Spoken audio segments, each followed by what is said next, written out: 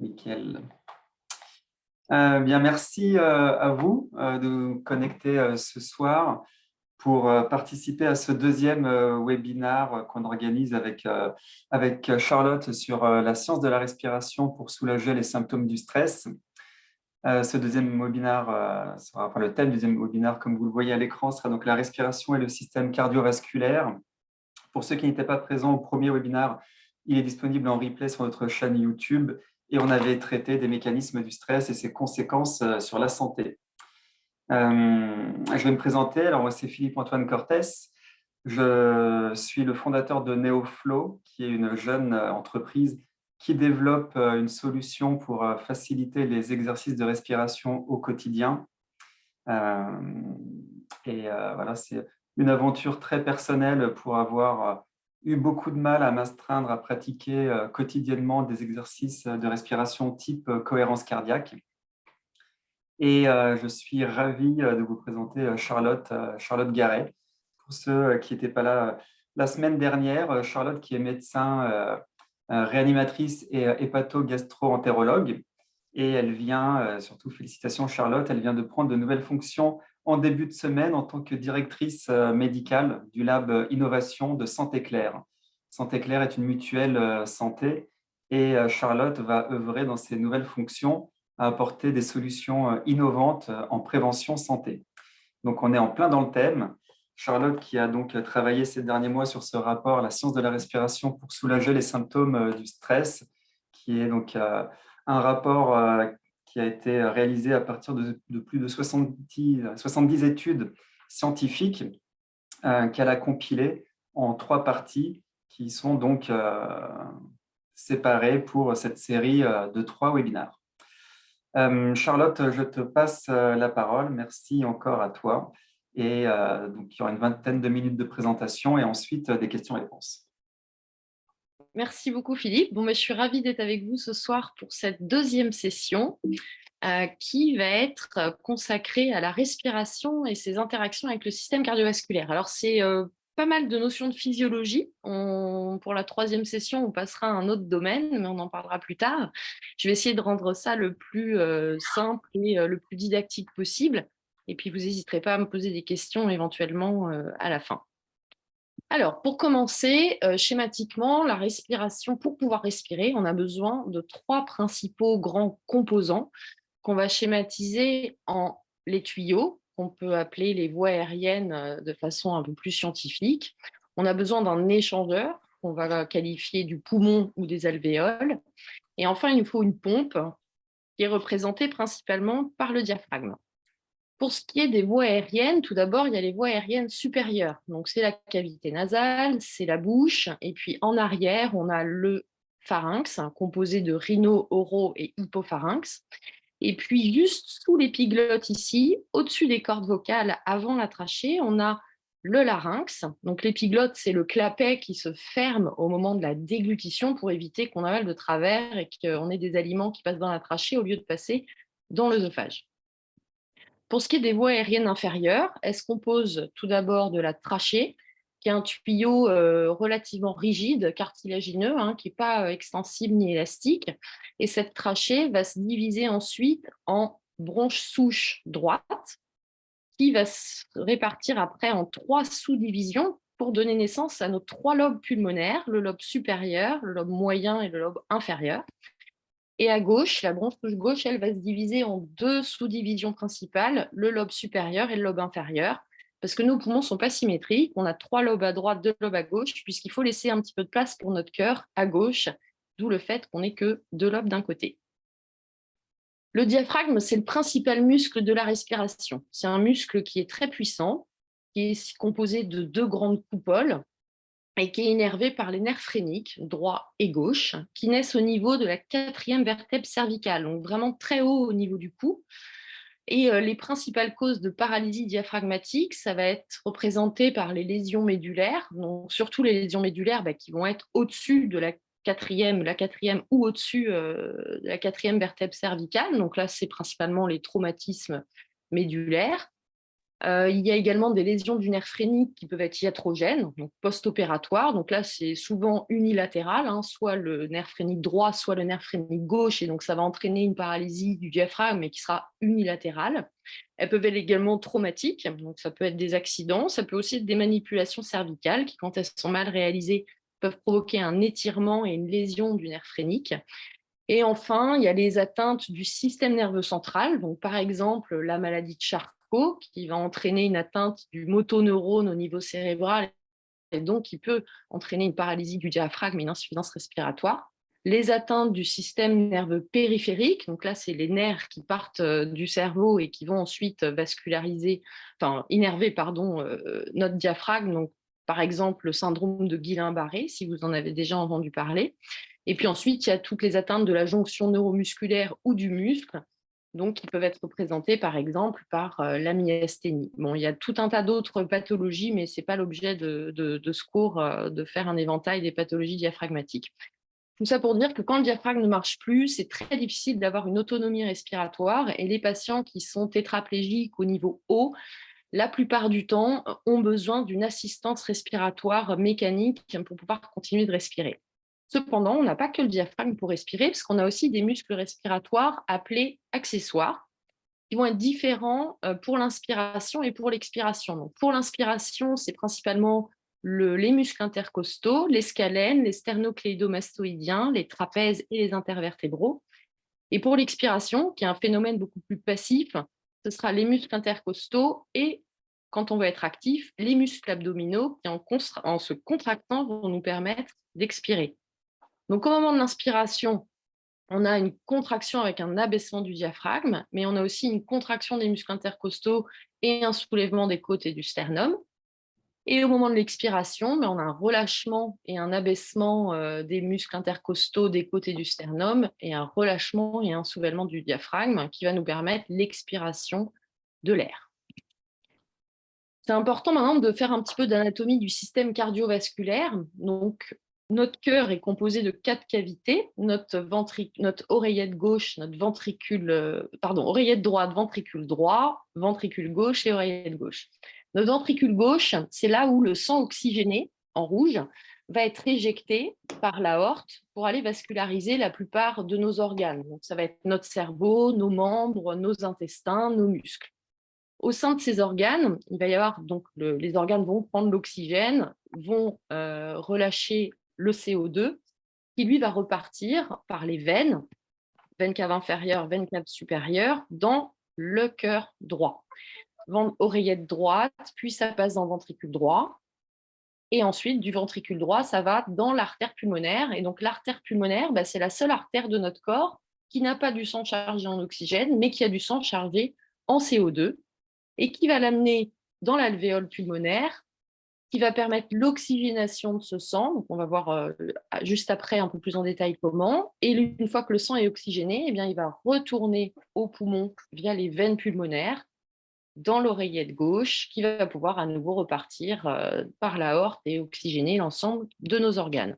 Quand on regarde ce qui se passe au sein de l'alvéole, donc l'alvéole, c'est vraiment l'unité centrale indispensable à l'oxygénation de notre sang. On a donc le sang chargé en CO2 qui vient de l'artère pulmonaire. Dans l'alvéole, il y a de l'oxygène qui a pu pénétrer avec l'air qu'on a inspiré. Le CO2 va être relâché dans l'alvéole. L'oxygène, lui, va être diffusé et chargé dans les hématies. Et puis ensuite, avec l'expiration, on va donc pouvoir relâcher tout cet air chargé en CO2. Maintenant, on va passer à des notions, après ces notions un peu plus d'anatomie, à des notions de physiologie qui sont importantes pour comprendre les interactions entre la respiration et le système cardiovasculaire. Donc, je reprends la slide de la semaine dernière sur le système nerveux autonome. Donc, le système nerveux autonome, principalement composé du système parasympathique et du système sympathique, autrefois appelé orthosympathique, qui a des actions antagonistes. Donc, le système sympathique, il va accélérer notre fréquence cardiaque, dilater nos bronches, et c'est ce qui va nous permettre de réagir à l'apparition d'un stresseur. Le système parasympathique, lui, va avoir des effets antagonistes, puisqu'il va ralentir la fréquence cardiaque et rétrécir les bronches. Et donc, c'est cette interaction entre le système nerveux sympathique et parasympathique qui permet la respiration notamment. Donc, on va rentrer un peu plus en détail au niveau de ce qui se passe entre les interactions cardio-pulmonaires en ventilation spontanée. Au moment de l'inspiration, la pression intrathoracique, donc vraiment dans notre cage thoracique, va devenir négative grâce à l'abaissement du diaphragme. Et c'est le fait que cette pression devienne négative qui va permettre l'arrivée d'air dans nos poumons. Donc, on augmente le volume pulmonaire. À ce moment-là, on a une augmentation de la pression intra-abdominale mécaniquement, comme le diaphragme s'abaisse, il y a une petite augmentation de la pression dans l'abdomen. Ça va également avoir des conséquences au niveau du cœur, comme on l'a vu tout à l'heure, ventricule droit, ventricule gauche. Et donc, en fait, au moment de la pression négative, il va y avoir une diminution du volume d'éjection systolique du ventricule gauche. C'est-à-dire que le ventricule gauche va moins éjecter, alors qu'il va y avoir une augmentation du volume d'éjection systolique dans le ventricule droit. Au moment de l'expiration, donc la pression intrathoracique redevient positive. La pression intra-abdominale, elle va diminuer, elle ne devient pas négative, mais elle diminue par rapport à l'inspiration. Et il va donc y avoir des phénomènes inverses. À ce moment-là, il va y avoir une augmentation du volume d'éjection systolique dans le ventricule gauche et une diminution du volume d'éjection systolique dans le ventricule droit. Et tout ça va donc permettre l'expiration et la diminution des volumes pulmonaires. Maintenant, on va aborder la notion de variabilité de la fréquence cardiaque, qui est bien importante à comprendre, surtout quand on parle de cohérence cardiaque et d'exercice ensuite de respiration. Donc, notre pouls est a priori régulier, donc sauf en dehors de pathologies comme la fibrillation auriculaire ou de troubles du rythme, mais là on est dans le contexte pathologique, mais sinon il est régulier, en tout cas quand on le perçoit, il semble régulier. Mais quand on le mesure très précisément, entre deux pulsations cardiaques, le rythme va varier de quelques dixièmes ou de quelques centièmes de millisecondes. Donc en fait, il n'est pas parfaitement régulier, notre pouls, et donc il va en permanence avoir des petites variations de l'ordre de dixième au centième de milliseconde, et c'est ces variations qu'on appelle variabilité de la fréquence cardiaque.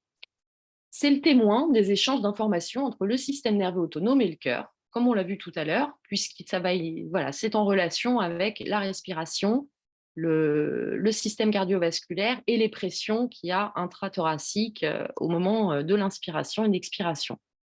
L'état de santé, qui est défini comme le maintien de l'homéostasie par le système nerveux autonome, est le reflet du calcul de l'amplitude de la variabilité de la fréquence cardiaque. Je vais illustrer ça par des schémas pour que ce soit un petit peu plus clair. Donc, quand on a une faible variabilité de la fréquence cardiaque, qui pourrait paraître d'ailleurs un peu curieux, au départ, on pourrait se dire, si j'ai un cœur qui bat toujours de la même façon, peut-être que je suis en meilleure santé. En fait, pas du tout, c'est l'inverse. Quand notre cœur ne varie pas, ça traduit un dysfonctionnement du système cardiovasculaire qui n'est en fait plus capable de s'adapter à l'environnement et aux émotions. Donc, David Auer l'a illustré ici. Donc là, vous avez un schéma avec une variabilité de la fréquence cardiaque qui est faible. Vous voyez, il y en a quand même une, puisqu'il y a toujours une différence entre nos pulsations, mais l'amplitude est relativement faible et relativement anarchique. Et de très nombreuses études ont été faites sur cette variabilité de la fréquence cardiaque. Et quand elle est diminuée, elle est corrélée à tout un tas de mauvais outcomes, comme par exemple la mort subite, la souffrance fœtale, mais aussi le diabète, le stress, l'anxiété, le burn-out ou la dépression. Sur le deuxième schéma, on a une variabilité moyenne. Et sur le troisième, une variabilité élevée, donc avec une grande amplitude de la fréquence cardiaque, et qui là va traduire un état de santé à l'équilibre, et donc qui est associé à des outcomes bien meilleurs qu'une variabilité basse. Donc c'est un très bon marqueur utilisé dans de nombreuses études scientifiques pour, c'est pas le seul évidemment, mais pour avoir un reflet de l'état de santé. On va aborder maintenant la notion de cohérence cardiaque que vous devez très bien connaître, mais qui pour moi n'était pas du tout claire quand j'ai commencé mes recherches et mes investigations sur le sujet. Et donc, je vais vous faire part un peu de ce que j'ai trouvé sur les notions de cohérence cardiaque. Donc, tout d'abord, ça a été décrit pour la première fois par McCarthy en 2009. Et en fait, il l'a décrit comme une interaction entre le cœur et le cerveau, régulé par un état psycho-émotionnel. Donc, sur ce schéma un petit peu complexe, mais on va le simplifier, il y a tout un tas de schémas de variabilité de la fréquence cardiaque. Et ce qu'on peut voir, c'est que plus on est dans un état positif, avec de l'auto-appréciation, et plus on se sent bien, et plus on voit que la courbe de variabilité de la fréquence cardiaque est ample et surtout régulière par rapport à des états de frustration, de colère, d'anxiété, où on a des courbes beaucoup plus anarchiques avec une beaucoup moins belle amplitude de cette variabilité de la fréquence cardiaque. La notion vraiment de cohérence cardiaque, elle a été popularisée en France par le docteur Servan-Schreiber, quelques années après que McCarthy l'ait décrit. Et en fait, quand McCarthy en a parlé pour la première fois, il n'utilisait pas cette notion de cohérence cardiaque en tant que telle, puisqu'il parlait plutôt de cohérence psychophysiologique. Et donc, il a réalisé des expériences sur des volontaires sains, en enregistrant ici, sur le premier schéma, la fréquence cardiaque. Donc, vous voyez, avec une variabilité, comme on l'a vu, et des oscillations. Le deuxième schéma, c'est le reflet de la pression artérielle, qui elle aussi varie, mais c'est logique, puisque la pression artérielle est dépendante entre autres, de la fréquence cardiaque, mais aussi de notre tonus dans les vaisseaux, et qui est dépendant du système nerveux autonome. Et sur le troisième schéma, on enregistre la fréquence respiratoire. Et après cet enregistrement pendant 300 secondes, il a demandé aux participants de réaliser de la freeze frame technique, c'est-à-dire concentrer son attention au niveau de la zone du cœur, tout en générant soi-même une émotion positive et sincère comme l'appréciation. Et on peut constater de façon assez flagrante sur ces schémas que la fréquence cardiaque, comme la pression artérielle et comme la fréquence respiratoire, deviennent beaucoup plus régulières avec une amplitude qui reste stable. Donc, quand on schématise ça, on peut dire qu'en situation de respiration rapide, de stress et d'anxiété, on a une variabilité de la fréquence cardiaque qui n'est pas très bonne, qui est anarchique. Alors, elle est là, hein, mais ça part un peu dans tous les sens. Et c'est ce qu'a conceptualisé Servan-Schreiber, c'est-à-dire qu'il a appelé ça cohérence cardiaque. Bon, c'est pas utilisé par les anglo-saxons, mais c'est le fait d'avoir une belle amplitude régulière de cette variabilité de la fréquence cardiaque, et qui a été modélisé sur principalement un modèle de 5 secondes d'inspiration et de 5 secondes d'expiration, mais on va en reparler un petit peu après. Justement, cette étude-là, qui est plutôt récente, puisque ça date de 2022, faite par Bogueux, que je vais vous présenter, s'est intéressée, encore une fois, sur des volontaires sains, à la variation de la respiration, du rythme cardiaque et de la variabilité de la fréquence cardiaque avant, pendant et après un exercice de respiration contrôlée à 6 cycles par minute. Il a fait 2 groupes.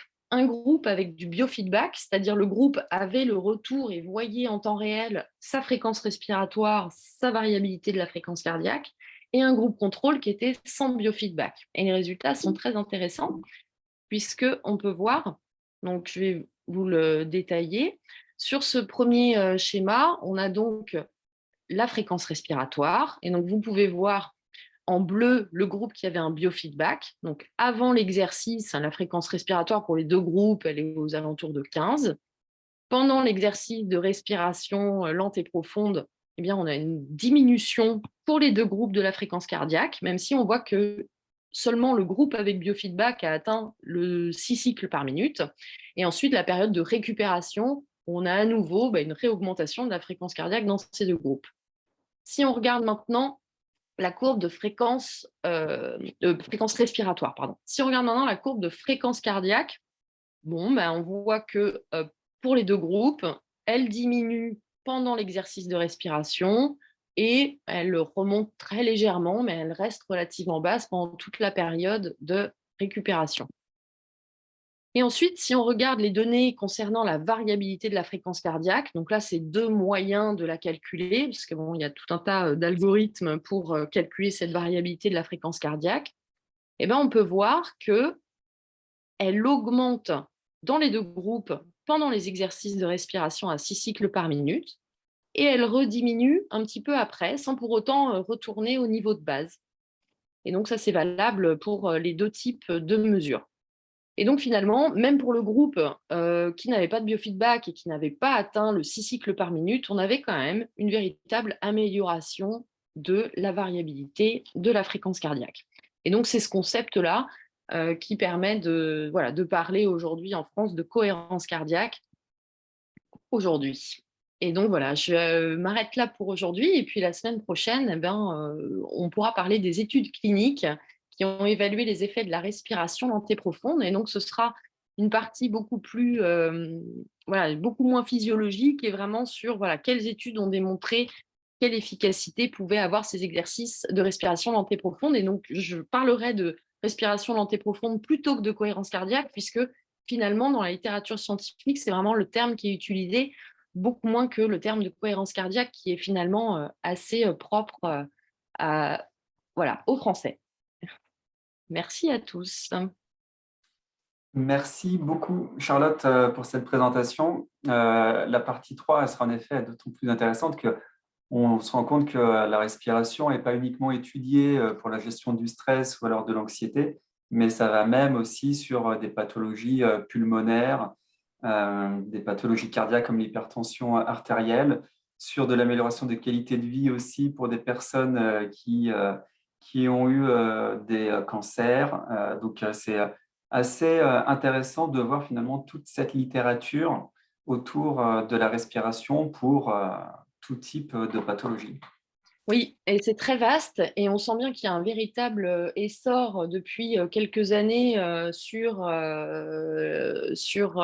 l'implication et l'usage qu'on peut faire des exercices de respiration. Alors, toutes les études ne sont pas positives, on le verra, mais en tout cas, il y a plein de pistes très intéressantes sur l'efficacité des exercices de respiration lente et profonde. Est-ce qu'il y a des questions dans l'Assemblée? N'hésitez pas à utiliser le chat si vous voulez aussi. Moi, je vais commencer en tout cas, Charlotte, sur en effet, clairement, le diaphragme, ce principal muscle respiratoire.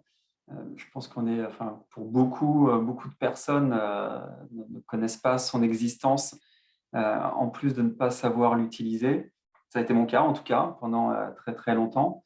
Et il m'a fallu beaucoup d'entraînement pour finalement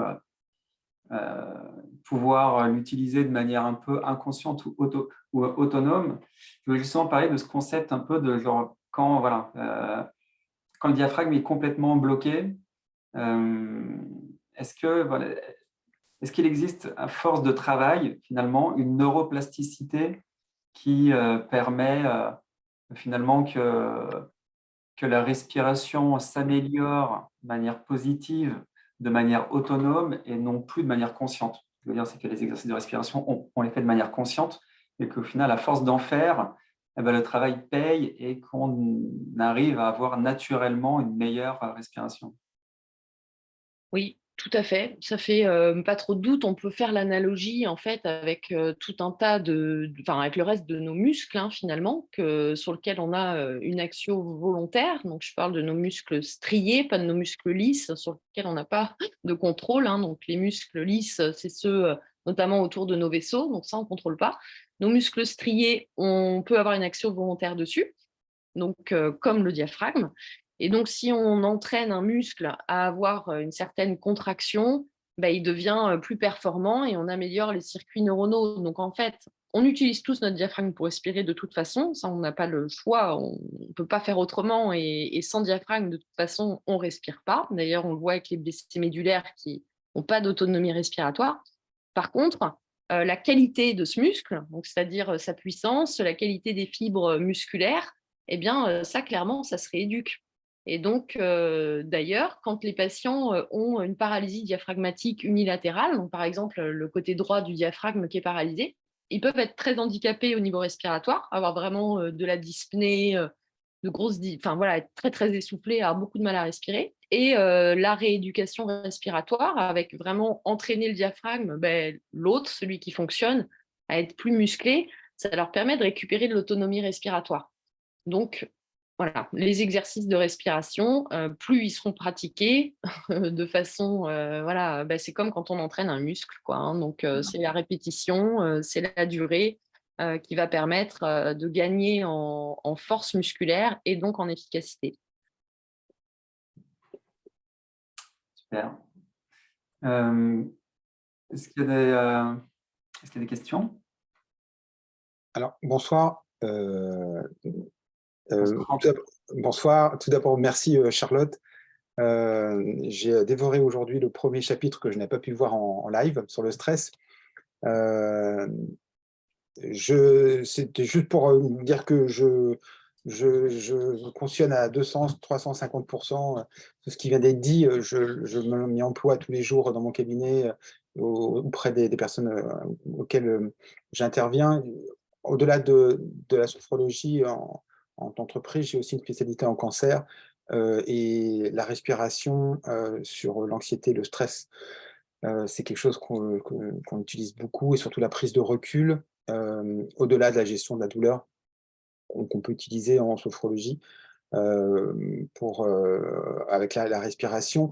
Je suis d'accord, c'est un vrai exercice de sportif. La sophrologie, comme d'autres métiers, comme d'autres pratiques, c'est pas une pilule magique, il faut s'entraîner, il faut le faire régulièrement. Mais en fait, les personnes s'approprient très vite cette méthode et le font, et c'est ce que disait justement Charlotte, d'une façon complètement inconsciente au bout d'un moment, en se disant, tiens, j'ai un petit coup de stress, et elles se surprennent à faire un exercice, à écouter quelque chose, des exercices de respiration, des exercices doux du corps. Et c'est pas pour rien que je pense que la sophrologie fait partie, est intégrée dans le plan cancer depuis quelques années par les différents gouvernements. C'est aussi pour apprendre, et on trouve de plus en plus d'ailleurs de personnes et de personnel hospitalier formés à ce genre de techniques et de pratiques de respiration avant, pendant et après les opérations. Donc ce en quoi merci Charlotte, ça ne fait que confirmer ce que je pensais sur sur ces choses que vous avez pu aborder. Et d'ailleurs, on en parlera demain, effectivement, sur les études qui ont montré l'intérêt en préopératoire, pour la gestion de la douleur. Et ce qui est intéressant dans l'approche de la sophrologie, et comme l'a montré McCarthy, c'est que voilà, au-delà de se concentrer sur sa respiration, le mindset et l'état psychologique finalement va avec. Et donc tout ça est en interaction. Et donc c'est vrai que voilà, c'est intéressant de voir que au départ il l'a démontré comme ça d'ailleurs. Hein. C'était vraiment plus psychologique avant de démontrer que c'était la respiration qui aidait à atteindre cet état de cohérence cardiaque. C'est super intéressant parce que finalement, ça veut dire que la cohérence cardiaque telle qu'on peut la recommander à forcer un peu une respiration à 6 cycles minutes qui est loin d'être facile pour beaucoup de personnes. Et du coup, ça peut être contre-productif. Ça veut dire qu'en fait, voilà, il faut finalement plus y aller à son rythme en essayant de mentaliser, d'observer son rythme cardiaque, d'être plus dans l'émotionnel que d'essayer de forcer une respiration qui est trop lente et pas suffisamment intuitive. Tout à fait. Et c'est vrai que là, le 6, on s'était posé la question hein, quand on en discutait, d'où ça vient ce 6 finalement, ça ne vient pas de grand chose. Alors après, il faut partir sur des chiffres. Hein, donc, le 6 correspond sûrement à pas mal de personnes, mais comme je l'ai montré dans l'étude là, de 2022 de Bog, même sans atteindre le 6, le fait de faire l'exercice de respiration et de concentrer améliore la variabilité de la fréquence cardiaque. Donc, je pense que c'est important, effectivement, de ne pas se mettre trop la pression sur le 6 et atteindre à tout prix ce chiffre. Je pense que l'exercice de pratiquer la respiration consciente, lente et profonde, c'est déjà un super exercice. Et donc, je ne suis pas du tout sûre que du 6, ça fait infiniment mieux que du 7. Et surtout, je pense que ça dépend beaucoup quand même des individus et voilà, de leur capacité physiologique de base. Et je pense qu'en effet, ouais, le plus important là-dedans encore, c'est vraiment la régularité, essayer de le faire un peu tous les jours, même si on ne le fait pas au maximum de notre variabilité du rythme cardiaque, de le faire à son rythme et un petit peu tous les jours. Je confirme effectivement en tant que sophrologue que la cohérence cardiaque n'est pas facile pour tout le monde et que ça me conforte ce que vous mentionnez par rapport aux chiffres et au rythme, parce que certaines personnes, inspirer sur 5, expirer sur 5, ce n'est pas du tout facile. Donc, c'est intéressant effectivement de savoir que même pour mon cas, j'ai du mal à rester dans cette fréquence de 5-5 et d'inspirer et d'expirer est déjà tellement important et suffisant quand on le fait quotidiennement. c'est vraiment un atout majeur, la respiration. Donc, pour moi, c'est intéressant de savoir qu'effectivement, le rythme que l'on acquiert n'est pas forcément, ne doit pas être strict et défini. Mm. Et d'ailleurs, il y a même, oui, pour en avoir discuté aussi avec un spécialiste de la respiration, des personnes qui sont trop, enfin, qui ont une charge mentale trop forte, ils ont beau respirer à 6 cycles minutes, il y aura très peu d'effet sur la variabilité du rythme cardiaque. C'est-à-dire que le côté mécanique de la respiration ne va pas forcément augmenter la variabilité du rythme cardiaque s'il n'y a pas un lâcher-prise mental. Ouais, et on en parlera la semaine prochaine, mais c'est vrai que ça pose la question du biofeedback. Est-ce qu'il faut avoir un retour en temps réel de ce qu'on est en train de faire, ou est-ce que finalement être concentré sur son ressenti, ce qui se passe, et être connecté avec son corps et sa respiration, voilà, est-ce que c'est pas là qu'on aurait les effets les plus positifs? En tout cas, voilà, c'était une vraie question auquel je n'ai pas une réponse définitive. J'ai des éléments, voilà, des éléments de réponse à vous montrer, mais voilà, c'est une vraie question. Mmh. Je pense que le vrai mot a été lâché, c'est prise de recul Mmh. et adaptabilité. C'est chacun à son rythme. Il y a des Mmh. schémas. C'est comme toutes ces applications qui sont d'ailleurs très très bien faites, hein, comme Petit Bambou pour la méditation, où c'est quelque chose de très très général, où on va vous dire allez, concentrez-vous, voilà. Mais c'est tellement général et chacun, voilà, adaptabilité et prise de recul. Et puis voilà, on va à son rythme, comme disait Christine tout à l'heure. Je suis entièrement d'accord. Il y a un schéma et puis voilà, chacun s'adapte, hein. Mmh. Bah oui, Exact. puis il ne faut pas mettre en échec, je pense, les personnes, quoi. C'est tellement frustrant si on dit qu'il faut faire du 6 et qu'on n'y arrive pas, bah, il se passe quoi? On est nul, on sera en mauvaise Exactement. santé. Ouais, exactement. Donc, C'est très important d'adapter, c'est ça, d'adapter, et chacun a une respiration qui va être différente. Le principal, c'est vraiment d'arriver justement à, quand des personnes arrivent en consultation et ont une respiration très étroite, le principal, c'est effectivement d'arriver à faire en sorte que cette respiration devienne souple, devienne profonde finalement, peu importe le rythme, et qu'elle prenne conscience en fait de ce qui se passe à l'intérieur, plutôt que de alors attendez, là, j'ai pas compté jusqu'à 5, j'ai pas réussi. Il y a des personnes, ça les perturbe et ça les ramène dans leur mental finalement. Donc, non, c'est très intéressant. Merci.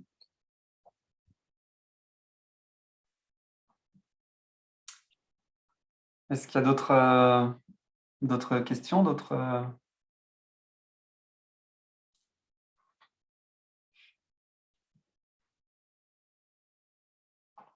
personnes dans le chat non plus? Non, juste hâte de voir le dernier, la dernière intervention.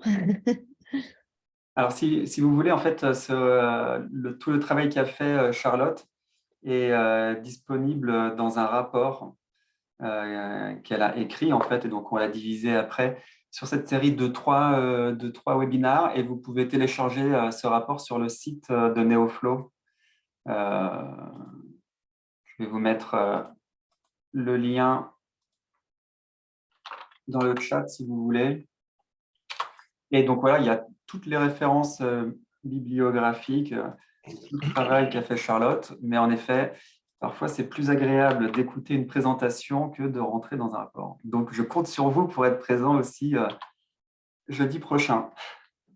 oui, puis j'ai pas, voilà, que ce soit sur hier, aujourd'hui, et puis même pour la semaine prochaine, voilà, je suis pas restée collée au rapport pour justement, voilà, apporter aussi des choses un tout petit peu différentes, mais bon, le fond reste le même, hein, mais voilà, essayer d'être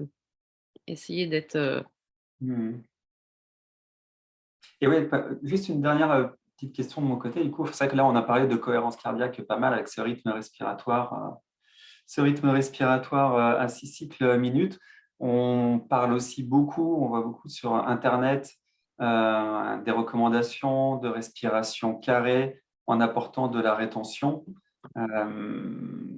Il y a aussi une respiration qu'on voit beaucoup qui s'appelle le 4-7-8 pour favoriser l'endormissement, où on retient la respiration pendant 7 secondes.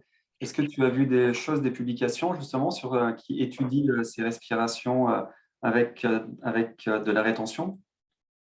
Alors, j'en ai pas vu beaucoup. Je vais re-regarder là pour la semaine prochaine pour vous donner des éléments de réponse solides, puisque là, il me semble pas en avoir vu tant que ça. Vraiment, en tout cas, ce qui est certain, c'est qu'il n'y a pas foisonnement d'études scientifiques qui comparent 5-5, 6-6, 7-4-8. Ça, c'est clair. On est beaucoup plus dans un exercice de respiration lente et profonde contrôlée que sur des chiffres précis. Il y en a, mais voilà, c'est pas surtout dans les applications physiologiques des études. C'est-à-dire, bon, quand on fait des études très physio, où on enregistre juste la variabilité de la fréquence cardiaque chez des volontaires sains, on peut voilà, essayer différentes techniques. Quand après, on s'intéresse à est-ce que ça va les aider à mieux dormir, est-ce que ça va les aider à être moins stressés, est-ce que ça va améliorer l'hypertension artérielle, on n'est pas du tout sur des régimes aussi stricts et c'est les exercices de respiration dans leur ensemble qui sont évalués. Donc, je regarderai ce qu'il y a précisément là sur la respiration carrée. Alors, ça ne va pas s'appeler comme ça en anglais, donc il faudra que Non. je trouve. Oui, non, mais c'est vrai que je pense qu'en effet, dans la littérature scientifique, ce n'est pas une technique qui est très, très étudiée. Il y a un côté où, de toute manière, c'est une technique qui utilise la même porte d'entrée, quoi. C'est-à-dire qu'on utilise la respiration pour activer le système nerveux parasympathique. Et il y a un côté où, oui, limite, comme on disait, peu importe comment est-ce qu'on active notre respiration, peu importe limite la méthode, on va activer le système nerveux parasympathique avec des degrés d'activation. Et en effet, je pense que le plus important, c'est de trouver une respiration où on est à l'aise, où on se sent suffisamment à l'aise pour faire en sorte de le faire le plus souvent possible. Ce qui est intéressant avec la respiration carrée, c'est le fait que les personnes aussi doivent se concentrer, suivre le côté du carré, le haut, le bas, revenir. Et ça permet aussi une concentration que certains sont incapables actuellement avec tout le switch tout le temps permanent en entreprise. La respiration carrée, elle est efficace en fait pour les problèmes de concentration en entreprise aussi. Il y a un autre aspect dans cette respiration carrée. Oui, ça permet finalement le fait de se concentrer, on n'écoute plus son mental qui tourne en boucle. Exactement, on ne pense plus qu'à alors je monte le côté du carré, je compte, je dois bloquer, je compte et ça, j'ai des très bons retours par rapport à cette respiration carrée pour des gens qui ont plein de choses dans la tête, qui ruminent en permanence. Ils me disent ah ben là je me suis vidé la tête, ça faisait longtemps que ça m'était pas arrivé. Donc c'est un autre aspect positif.